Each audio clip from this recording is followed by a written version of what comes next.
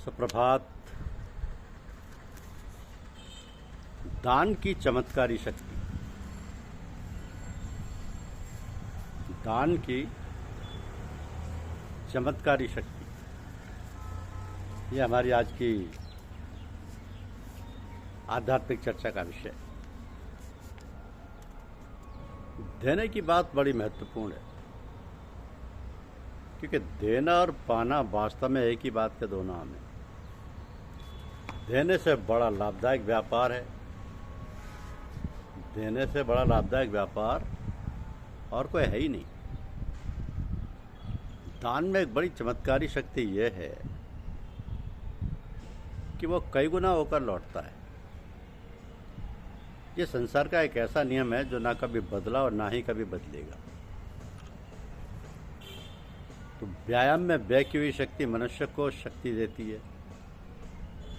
यदि हम दूसरों की वास्तविक सहायता ना भी कर पाएं तो सहायता का आश्वासन तो दे ही सकते हैं।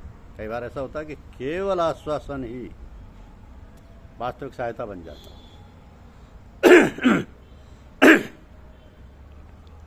तो जिस नियत से हम किसी चीज को देखते हैं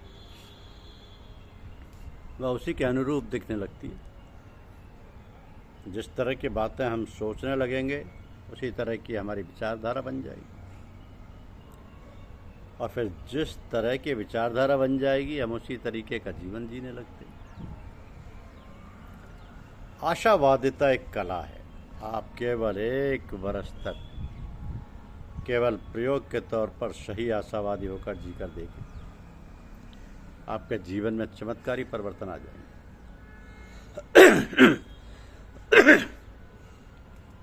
तो जीवन की वास्तविक प्राप्ति क्या है? इसका उत्तर है किसी लक्ष्य को प्राप्त कर लेना, और उस लक्ष्य को पाने के लिए हमें खाते पीते उठते बैठते सोते जगते यानी हमारी हर हरकत से ये पता चलना चाहिए कि हम अमुक लक्ष्य की ओर बढ़ रहे हैं। मनुष्य बाकी प्राणियों से इसलिए अलग है क्योंकि वो केवल खा पी कर ही जीवित नहीं रह सकता। उसे जीवित रहने के लिए आत्म विकास की आवश्यकता होती है। यदि आप अपनी बात स्पष्टता से नपे तुले शब्दों में सजी बंधी आवाज में रख सकते हैं तो सफलता को आप अपने पास आया ही समझिए। क्योंकि आप चाहे जिस धंधे में हो, यदि आप अच्छी तरह बोल नहीं सकते, अपने विचारों को ठीक से व्यक्त नहीं कर सकते तथा अनुकूल शब्दों का प्रयोग नहीं कर सकते, तो याद रखिए आप सदा पिछड़ा ही रहेंगे। हमारी आत्मा से बढ़कर इस संसार में कोई ऐसा प्रमाण नहीं है जिससे हम अपने कर्तव्य या अकर्तव्य का निर्णय कर सकें। तो हमें वही करना चाहिए जिससे हमारी आत्मा गवाही दे। याद रखिए कि आप हंसेंगे तो सारी दुनिया आपके साथ हंसेगी, लेकिन अगर आप रोएंगे तो आपको अकेले ही रोना पड़ेगा। अब तो आपको रुलाई भी आ रही है तो भीतर ही भीतर पील जाइए और ऊपर से ऐसा दिखाइए कि आप हंस रहे हैं। अगर लक्ष्य बड़ा बेरहम होता है, वो हर सुख का बलिदान चाहता है। सुख सुविधाएं भी बनी रहें और लक्ष्य भी पूरा हो जाए, ये संभव नहीं होता। उलझाव चाहे जिस प्रकार का हो, जीवन को बर्बाद कर देता है। यदि हमारे मन मस्तिष्क और आत्मा उलझावों से मुक्त हैं तो हम थोड़ी सी योग्यता और पूंजी से भी बड़े बड़े कार्य कर सकते हैं। यदि कोई व्यक्ति ईमानदार है तो वो हर दशा में ईमानदार ही रहेगा। इसके विपरीत बेईमान बेईमान ही रहेगा। तो एक सफल व्यापारी का असूल होता है कि स्वयं को अपने ग्राहक की जगह रखकर देखने का। ग्राहक को संतुष्ट रखने पर ही व्यापार का कारोबार टिका हुआ होता है। एक संतुष्ट ग्राहक 100 और नए ग्राहक लाता है, और एक असंतुष्ट ग्राहक 100 लगे बधे ग्राहक तोड़वा देता है। तो समाज या संसार के खजाने में कुछ डालकर ही उतना निकालना शोभा देता है देना किसी भी रूप, कृतित्व, धन, श्रम, सेवा इत्यादि में हो सकता है। यदि आप कुछ लेने के साथ साथ देते नहीं हैं तो समझ लीजिए कि आप चोरी कर रहे हैं। मनुष्य तो हर बात के लिए दूसरे मनुष्य पर निर्भर है। जो व्यक्ति अकेला रह सकता है वो या तो देवता या दानव। साधारण मनुष्य अकेला नहीं रह सकता। जो व्यक्ति सदा अपनी विफलताओं के बारे में सोचता रहता है वो घटिया किस्म का आदमी कहलाता है। और ऐसे व्यक्तियों को कभी सफलता प्राप्त नहीं होती। जो मनुष्य जीवन में कभी हारा ना हो उसे जीने का भी मजा नहीं आ सकता। अधिकांश लोग अपने आप को तब तक पहचान नहीं पाते जब तक कि बर्बादियों से दो चार ना हो चुके हों। तो कोई भी आदमी अगर ये चाहता है कि वह अपने काम में या हुनर में या क्षेत्र में निरंतर आगे बढ़ता रह सके तो उसे अपनी मन रूपी मशीन को बराबर तेल देते रहना होगा।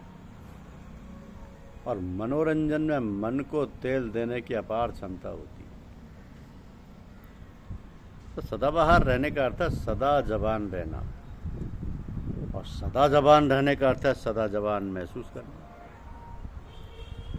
जवानी या बुढ़ापा बरसों से नहीं आंका जाता है, बल्कि मन की अनुभूति ही व्यक्ति को जवान या बूढ़ा बनाया करती है।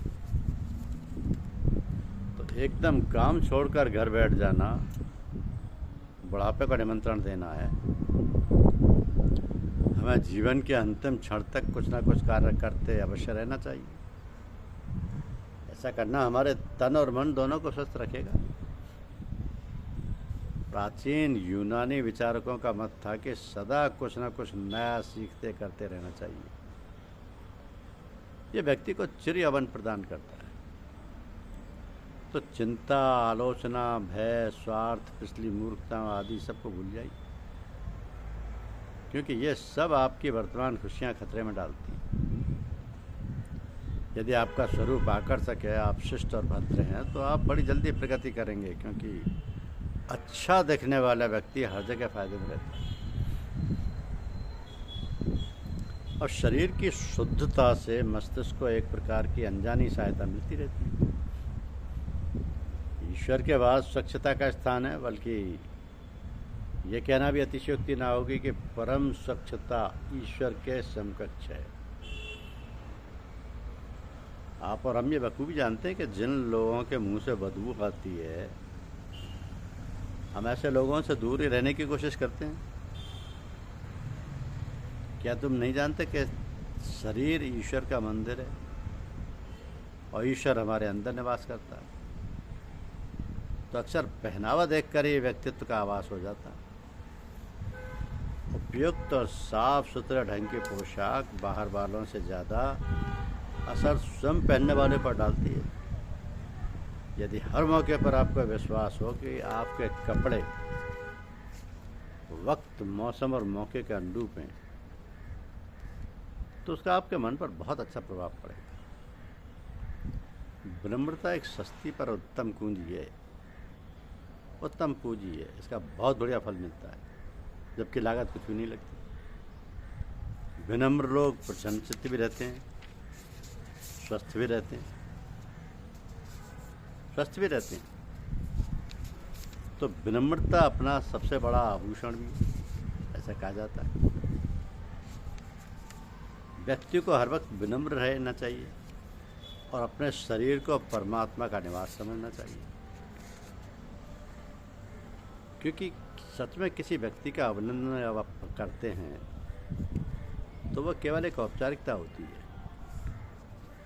धन किसी को भी अपना गुलाम नहीं बनाता।